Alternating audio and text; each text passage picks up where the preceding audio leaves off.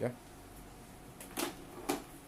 Bueno, buenos días, alumnos y alumnas. Ya vieron sus notas en el, ya la subí a la plataforma. Hay personas que van muy bien, hay personas que van medianamente bien y hay otras que van mal. Espero que se recuperen en esta tercera unidad. El día de ahora vamos a ver dos clases. Voy a subir una en la mañana y la otra en la tarde. La primera es la psicomotricidad y la segunda es trastornos alimentarios. Les recuerdo que por favor vean dos películas, están las dos en YouTube, pues de eso será el laboratorio que vamos a tener dentro de 15 días. Una de ellas es Yo soy Sam, que evalúa el retardo mental, y la otra es Mi nombre es Han, que evalúa un trastorno generalizado del desarrollo.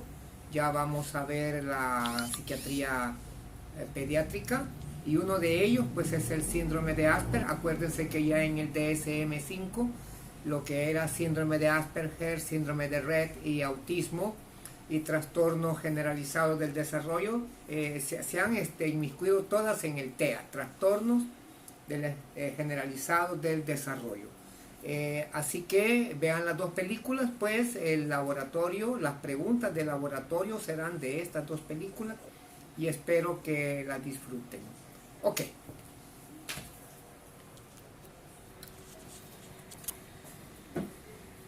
A lo que vamos.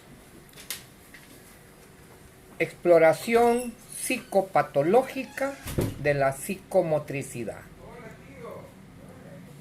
Ya vieron que pasó por ahí un cipotillo, ok.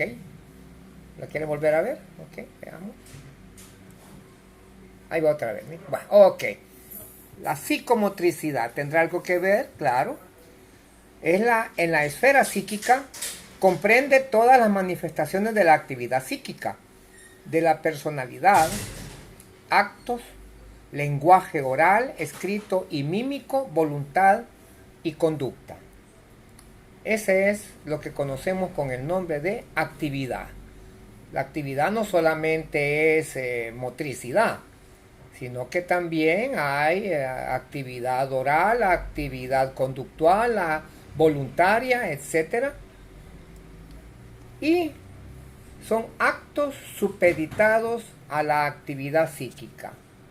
Tenemos dos tipos de actos. Los primeros son los instintivos.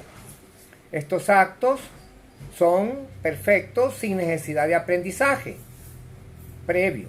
Es el resultado de una disposición hereditaria filogenética de las especies.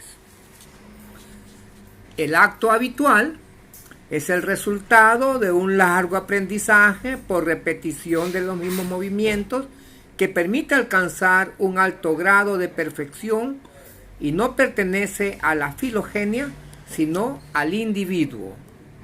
Es lo que él acostumbra a hacer. Y por último, ¿qué es un acto voluntario?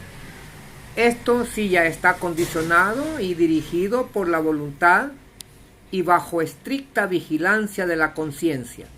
Su ejecución requiere de la participación activa de la inteligencia, repite movimientos ya conocidos o creados en el momento. ¿Cómo se pueden alterar la actividad voluntaria? Para empezar tenemos que ver qué es un acto voluntario y las fases que tiene un acto voluntario. Podríamos decir que un acto voluntario tiene dos fases. La primera, cuando las acciones recaen sobre la conación, cuando los factores patológicos obran sobre la acción explícita o periodo de ejecución. Acá se perturban los mecanismos de ejecución. La patología se distingue entonces dos cosas: alteraciones en que se manifiesta el periodo de elaboración y alteraciones en que se manifiestan en el periodo de la ejecución. La primera en la elaboración y en la segunda en la ejecución. y también las podemos nombrar en cualitativas y cuantitativas. Las alteraciones cualitativas de la elaboración, por ejemplo, fíjese bien, cuantitativas. Por ejemplo, abulia. Ya lo vimos en el afecto. Es la falta de deseo y de decisiones. Pues, ¿recuerdan la neurosis asténica? Esquizofrénica en los trastornos psicóticos, melancólica en los trastornos del afecto y catatónica también en muchos trastornos, más que todo en los psicóticos como la esquizofrenia. Otro, que es la hipobulia. Esto, como su nombre lo dice, ustedes ya saben que el vocablo hipo significa disminución. Entonces la hipobulia será una disminución en la actividad voluntaria. Bulia viene de voluntad. Voluntaria, y es menor que la abulia. O sea, en la abulia no hay nada. En la hipobulia hay disminución. Y por el contrario, la hiperbulia se llamará entonces al aumento de la actividad voluntaria. Normalmente da un mayor rendimiento de acción y se ve en patologías como en las personas que tienen crisis maníacas, delirantes o que están excitados o eufóricos, ¿verdad? Por ejemplo, en la película Atrapados, sin llegar al hospital psiquiátrico, estaba eufórico y sus acciones voluntarias estaban incrementadas. Alteraciones del periodo de elaboración. Tenemos alteraciones cualitativas, ya no son cuantitativas, cualitativas. Impulsos. Son actos no controlados que escapan a la decisión volitiva. Respuesta instintiva sin mediación simbólica. O sea, los impulsos son casi como instintivos, son impulsivos, ¿no? No los controla la voluntad.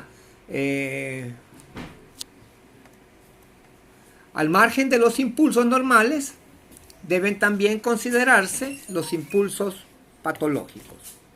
Y estos se van a observar en alteraciones de la alimentación. Ya van a saber qué es pica y qué es coprofagia. Pues pica es comer cosas que no sean nutrientes. Por ejemplo, comerse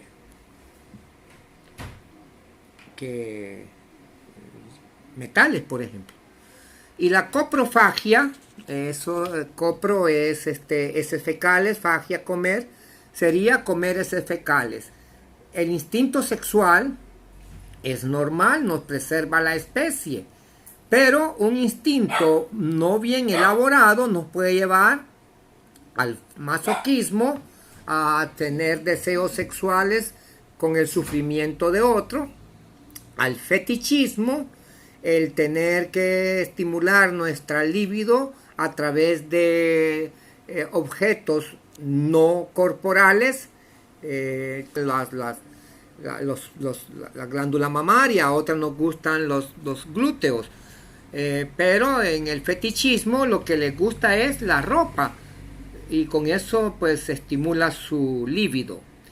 En el instinto gregario, por ejemplo, las relaciones con la sociedad, el homicidio sería una elaboración anormal. La cleptomanía y la piromanía, todas estas podrían ser estímulos impulsivos que no nos llevan a cosas normales o naturales. Cleptomanía, ustedes saben, es sustraer objetos que no tienen mucho valor monetario, pero sí para la persona que es cleptómana tiene un valor importante, pues logró superar. Y la piromanía es aquella persona que tiene el instinto de hacer fuego, de incendiar. Compulsiones. Son estados patológicos originados en dos fuerzas opuestas. El deseo o tendencia que produce un impulso morboso y la resistencia del individuo en su ejecución. Por ejemplo, las neurosis obsesivas compulsivas. Son repetitivas y ritualizadas. En el próximo ciclo vamos a ver todas estas neurosis y vamos a ver esta en particular, pues, más que todo en esta época del coronavirus, aquellas personas que tenían algunas reservas obsesivas compulsivas con las nuevas normas de higiene, posiblemente se desarrolló más este tipo de comportamientos anormales. El lavarse las manos continuamente por el pensamiento obsesivo de que nos podemos estar contaminando de algo. ¿Ok? Vamos a ver ahora entonces la psicopatología de la psicomotilidad y la psicomotricidad. Ya vimos que habían dos periodos, ¿verdad? Ahora vamos a hablar del periodo ejecutivo, no de elaboración, sino que de ejecución. Son trastornos relacionados con las expresividades intencionales. Estos sí son más que psiquiátricos que los anteriores. No tienen una relación secundaria con la expresión y no son nunca intencionales. Se refieren más a trastornos neurológicos. O sea, eso no tiene nada que ver con la voluntad. Tenemos por alteraciones de la activación, por exceso, inquietud psicomotriz, agitación psicomotriz y acaticia. Y por defecto, inhibición psicomotriz, estupor psiquiátrico. Y por distorsiones de la expresión, tenemos la catalepsia, la flexibilidad seria, el negativismo, la obediencia automática, los tics o manierismos, las estereotipias motoras y por elaboración de la secuenciación tenemos las apraxias. Apraxia se refiere a todo aquel acto que usted ya había aprendido, pero que se le olvidó cómo ejecutarlas. Apraxias.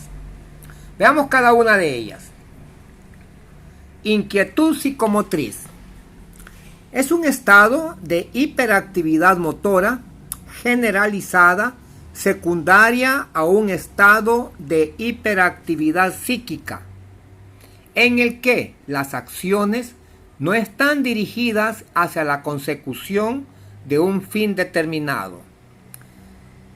Y vean allá en la figura de la superior, a esos pajaritos que dan una cantidad de revoluciones de sus alas grandemente. Y abajo pues es una sátira de lo que tenían que haber hecho las torres gemelas para evitar ser chocadas por los aviones. Bueno, la inquietud psicomotriz, la agitación psicomotriz, hay una exaltación motora con rápida sucesión de movimientos, gestos e impulsos. Podríamos decir que hay una tempestad de movimientos. Y los tipos de agitación psicomotriz, tenemos agitación psicótica, agitación reactiva y agitación secundaria a estados cognitivos. La acaticia, eso lo van a ver ustedes cuando vayamos, ojalá podamos ir a la visita al Hospital Nacional Psiquiátrico, las personas que toman antipsicóticos, tienen esta característica que se gana a nivel corporal. En ausencia de sensaciones de angustia y, como les decía, está ligada a efectos secundarios del consumo de antipsicóticos. Alteraciones de la psicomotilidad por defectos de la activación. ¿Ven ese chuchito? ¿Ok? Son tan feos que parecen bonitos. Inhibición, defecto en la activación precisa para poner en marcha los movimientos. Y estupor psiquiátrico es un cuadro de marcada inhibición. Fíjense bien, no es lo que me pusieron ustedes en el laboratorio, ¿verdad? En el laboratorio lo que teníamos era un cuadro vegetativo por descerebración, por una lobotomía. Pero en el estupor psiquiátrico hay una marcada inhibición y retardo psicomotriz en el que predomina una ausencia completa, una disminución muy marcada, hipocinesia. Y aquí tenemos el estupor catatónico, el estupor depresivo y el estupor psicógeno. En las alteraciones de la psicomotilidad por distorsiones de la expresión, tenemos el estado de catalepsia. Es un estado en el cual el cuerpo y los miembros están muscularmente rígidos o mantienen una posición impuesta por otra persona. Eso lo conocemos como flexibilidad seria. Vea las dos imágenes. En la primera, la persona hasta se logra subir encima de la persona con flexibilidad seria y es inflexible. Y en la otra, pues está totalmente estirado entre dos sillas sin ninguna. Ya lo dijimos, también son conocidos como tics. Se trata de movimientos parásitos que se produce una mímica exagerada, grotesca y extravagante como forma de expresión voluntaria. Estereotipias son movimientos o gestos repetitivos, innecesarios y descontextualizados de alguna parte del cuerpo. En principio, puede haber existido una finalidad cuando se hacen estables, carecen totalmente de sentido y se automatizan sin compromiso efectivo alguno. Tenemos dos tipos, la estereotipia simple y la estereotipia compleja. Negativismo, como su nombre lo dice, es la manifestación de oposición a las indicaciones del explorador. Realiza lo opuesto a lo que se le indica. Y el negativismo pasivo, el paciente se niega a hacer lo que se le ordena. O sea, en uno hace lo opuesto y en el otro no hace nada, se niega a realizar lo que se le ordena. Y la obediencia automática, el enfermo colabora exageradamente en todo lo que se le pide y obedece cualquier mandato del explorador, realizando los actos automáticamente. Algunas de las alteraciones de la secuenciación, ya para terminar, vamos a tener las apraxias. La apraxia es la capacidad de llevar a cabo un acto motor aislado cuando se le solicita, pero se puede hacerlo de forma espontánea. La apraxia ideatoria es la imposibilidad del sujeto para llevar a cabo movimientos complejos que exijan secuenciar ordenadamente una serie de movimientos simples, pero coordinados.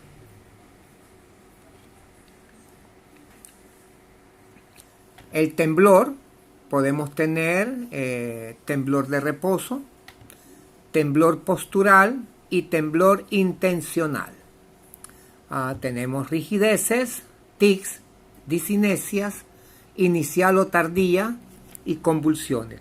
Todas estas son psicopatologías de la psicomotricidad. Han visto personas con mal de Parkinson. Estas personas tienen temblor intencional y cuando van a dar la vuelta es más evidente, pero en reposo deja de tener el temblor. Rigideces, tics, disinesias y convulsiones en las personas con epilepsia. Temblor. Oscilaciones rápidas, rítmicas e involuntarias de una parte concreta del cuerpo alrededor de un eje teórico, por contracturas alternantes de músculos agonistas y antagonistas. El tipo de temblor de reposo, fino, rápido, se acompaña de hipo o asinesia, disminuye o desaparece el movimiento durante el sueño, ¿ya? Disminuye o desaparece el movimiento durante el sueño, y las patologías relacionadas son el mal de Parkinson, como les decía. Oscilaciones finas y rápidas variables, aumenta en relación con posturas o algunos movimientos, y se da en la ansiedad y abstinencia alcohólica y en la enfermedad de Wilson. En la abstinencia alcohólica es rápida y en la enfermedad de Wilson es más lenta. Y en la intencional hay oscilaciones más amplias y lentas que las dos anteriores. Aumenta durante los movimientos voluntarios, como por ejemplo en la ansiedad, en la enfermedad de Wilson, en las psicosis atropínicas y en la esclerosis múltiple. Rigidez. Hipertonía muscular que conlleva como consecuencia un aumento en la resistencia a la movilización pasiva de las articulaciones. En tubo de plomo, resistencia constante típica en la flexibilidad seria de la catatonia.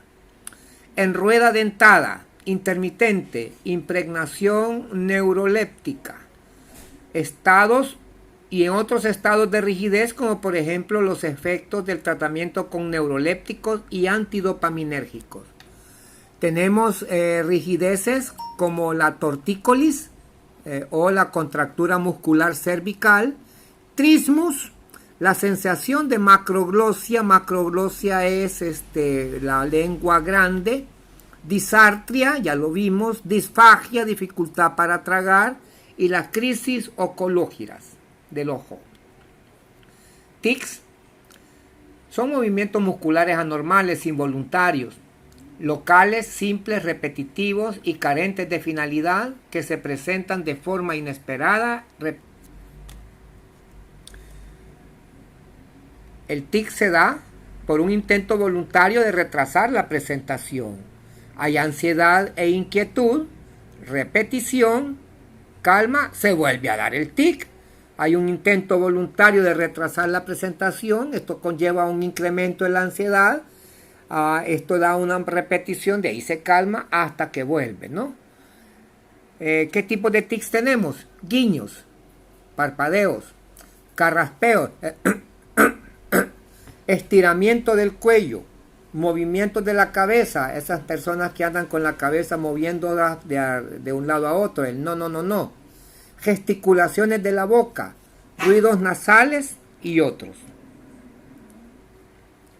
Disinesias los vamos a conocer como movimientos anormales, involuntarios e hiperkinéticos, de preferencia localizadas en la orofacial, aunque también puede afectar cualquier otra parte del cuerpo. Tenemos disinesia inicial, aparece precozmente con el tratamiento antipsicótico, mejoran al disminuir la dosis. La retirada del tratamiento los resuelve rápidamente entre 5 y 10 días. Se agravan cuando incrementan la dosis. Y la disinesia tardía aparece varios años después del tratamiento con antipsicóticos, 5 o 6 años después de haber suspendido.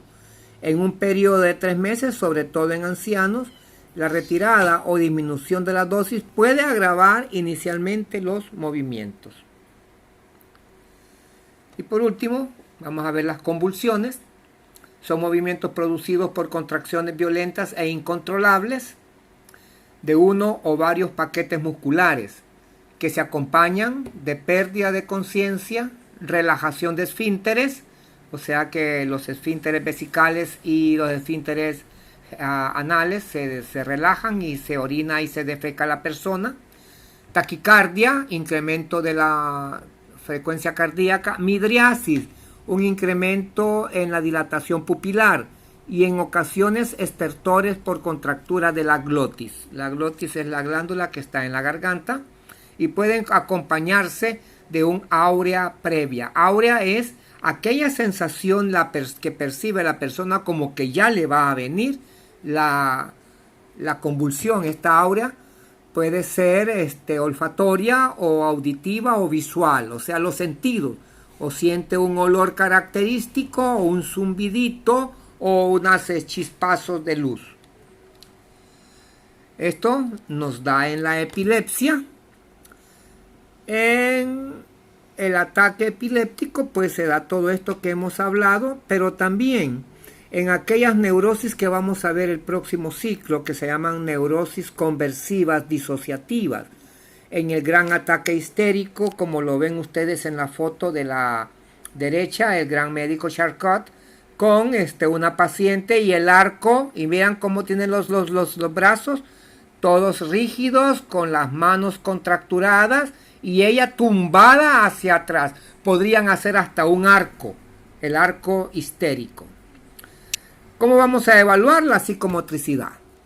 La evaluación de las alteraciones psicomotoras propiamente dichas deberán recoger datos sobre 3 aspectos. Primero, la expresión facial, que es el elemento por el que se transmiten dimensiones vivenciales, afecto, empatía, seguridad, etc. Segundo, las características del habla.